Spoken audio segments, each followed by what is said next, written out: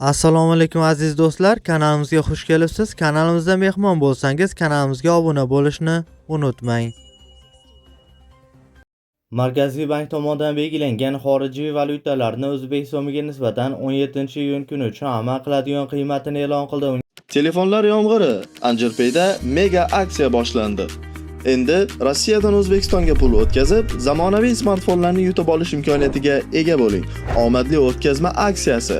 Har $100 naqd pul o'tkazmasi uchun sizga bitta anjir beriladi. Qanchalik ko'p anjir yig'sangiz, yutish imkoniyatingiz ham shunchalik oshadi.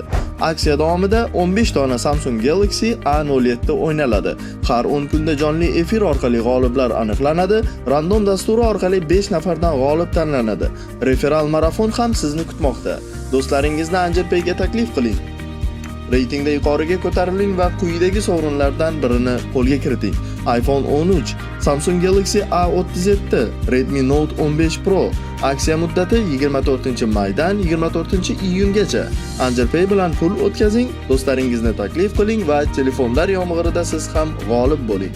Bunga ko'ra dollarning rasmiy kursi 32 so'mga ko'tarilib, 1 AQSh dollari 12.012 so'm tashkil etdi. Bundan ko'rinadiki, 100 AQSh dollari 1.201.212 so'mga teng bo'ldi. Yevro kursi esa 30 so'mga ko'tarilib, 1 yevro 13.935 so'm tashkil etdi. Bundan ko'rinadiki, 100 yevro 1.393.526 so'mga teng bo'ldi.